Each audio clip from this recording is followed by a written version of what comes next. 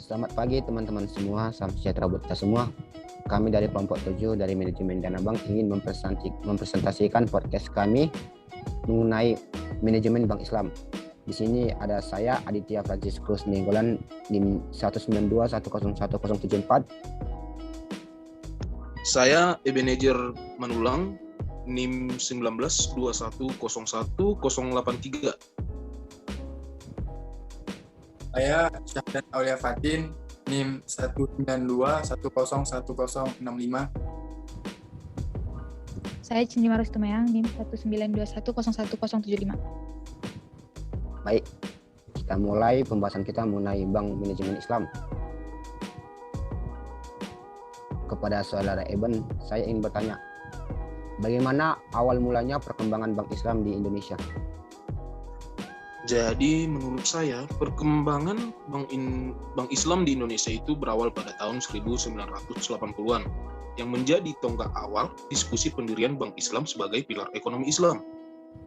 Dan selanjutnya pada tahun 1990-an secara khusus mempelopori berdirinya Bank Islam di Indonesia yang dipelopori oleh MUI atau Majelis Ulama Indonesia. Selanjutnya, pada bulan Agustus 1990, dibentuklah kelompok kerja yang disebut Tim Perbankan MUI, yang bertujuan untuk mendirikan Bank Islam di Indonesia. Dan hasilnya, pada tahun 1991, akhirnya berdirilah Bank Muamalat Indonesia, yang mulai beroperasi pada Mei 1992, dan akhirnya berkembang pesat sampai sekarang. Baik, berarti awal tonggak sejarahnya itu dimulai dari tahun 1980 sampai dan disahkannya pada tahun 1991. Dan Bank Islam yang pertama kita ketahui adalah Bank Muamalat Indonesia. Secara kelembagaan Bank Islam di Indonesia dibagi menjadi 3. Coba saudara Eben sendiri sebutkan pengertian dari 3 kelembagaan tersebut. Memang betul kelembagaan Bank Islam di Indonesia dibagi menjadi 3, yaitu pertama Bank Umum Syariah, dan yang kedua Unit Usaha Syariah, ketiga Bank Perkreditan Rakyat Syariah. Pengertian dari Bank Umum Syariah yaitu bank yang melaksanakan kegiatan usaha berdasarkan prinsip syariah yang dalam kegiatannya memberikan jasa dalam lalu lintas pembayaran. Yang kedua, unit usaha syariah, artinya yaitu unit kerja di kantor pusat bank umum konvensional yang berfungsi sebagai kantor induk dari kantor cabang syariah atau unit syariah. Dan kelembagaan yang ketiga yaitu Bank Perkreditan Rakyat Syariah, yang artinya yaitu bank yang melaksanakan kegiatan usaha berdasarkan prinsip syariah yang dalam kegiatannya tidak memberikan jasa dalam lalu lintas pembayaran. Itu pengertian dari 3 kelembagaan Bank Islam di Indonesia. Baik, terima kasih kepada saudara Eben. Berarti kita tahu bahwasanya Bank Islam tidak membenarkan adanya bunga. Dan saya ingin bertanya kepada saudari Cindy, setiap transaksi jadi prinsip apa yang dipakai untuk menggantikan bunga dalam produk simpanan sehingga diperlukan dalam syariat Islam? Jadi saya akan menjawab pertanyaan yang diberikan Aditya.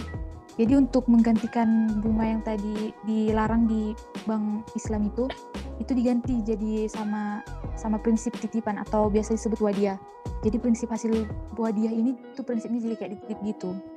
Terus di sini pemilik wadiah itu bisa lagi meminta apa yang dititipkan lagi sama Bank Islam itu.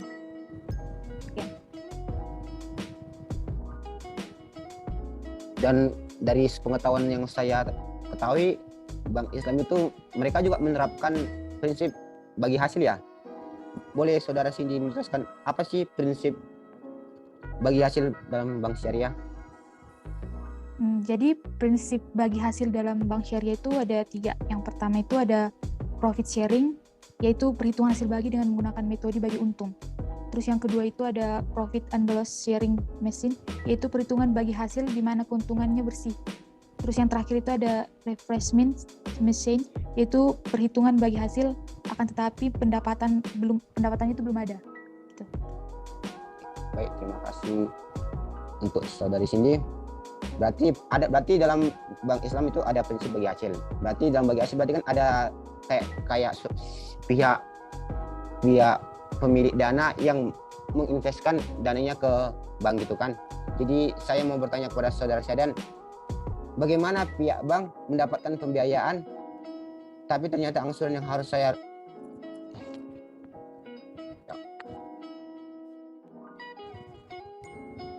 Baik, terima kasih untuk saudara Cindy untuk menjelaskan apa itu prinsip dari bagi hasil. Dalam bank Islam, bagi hasil itu kan berarti ada kesepakatan antara peminjam modal sama pemilik modal, dan dalam bagi hasil tersebut mereka mencapai keuntungan bersama. Tidak ada pihak yang dirugikan maupun tidak ada pihak yang diuntungkan. Saya mau bertanya kepada saudara Syadan,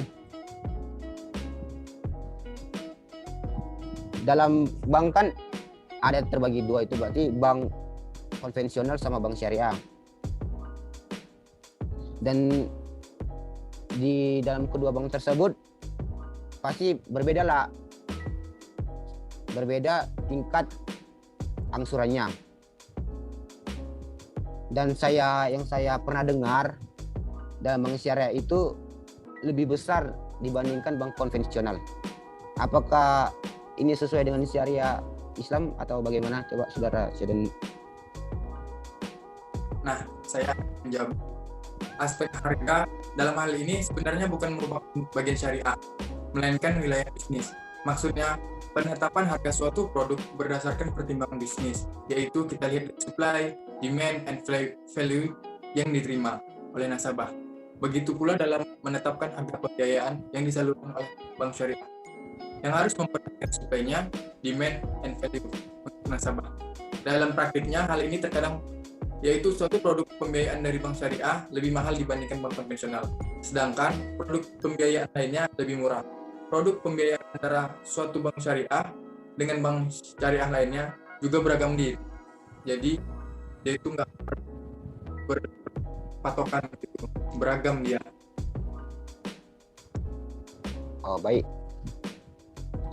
Kan dalam perbankan juga kan mereka kan berlomba-lomba begitu kan, berlomba-lomba untuk mencari nasabah untuk mendepositkan uangnya dalam bank tersebut kan. Dan yang saya ketahui bank syariah itu marak kali memberikan program gitu untuk bagaimana menarik perhatian nasabah gitu. Dan kita tahu kan, untuk membuat program undian itu, bukankah undian termasuk dalam kategori penjudian yang sangat dilarang dalam syariat Islam? Nah, kan gitu, Din. Undian merupakan alat atau instrumen yang bisa bernilai positif atau negatif, yang termasuk yang kamu bilang tadi, judi. Praktik undian yang diselenggarakan bank syariah bukan termasuk judi, karena nasabah tidak dipungut biaya apapun untuk mengikuti undian tersebut, Din. Oleh karenanya, bank syariah diperbolehkan melakukan undian tersebut. Itu, Din. Baik, terima kasih untuk saudara Syadan. Ini saya masih ada beberapa pertanyaan mengenai bank syariah. Kan pertama-tamanya kan bank syariah kan pada awalnya gitu sebelum masuk ke dalam Indonesia kan pertamanya ada di luar negeri gitu kan.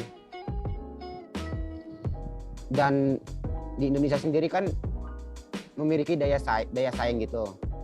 Daya saing tersendiri yang menonjolkan bahwasanya itu Bank Islam Indonesia.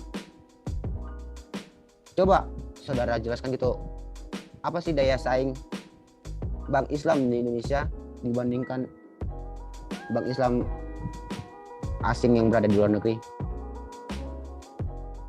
Menurut saya, sebagai anak bangsa dan kaum milenial, bank syariah lokal tentu saja dan selayaknya mengerti akan kebutuhan market atau kebutuhan lingkungan kita sekitar, Jadi, tentu mampu membuat produk yang menarik dan menyajikan sesuai dengan budaya tadi dibandingkan dengan bank syariah asing.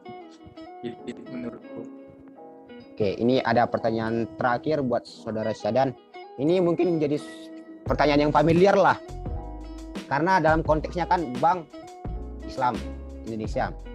Pasti kan dalam tanda kutip, dalam pikiran-pikiran orang lain kan gini, bank Islam, berarti dalam arti apa nasabahnya secara khusus gitu yang beranut agama Islam itu, apakah yang non Muslim bisa menginvestasikan atau mendepositkan dana mereka dalam bank tersebut?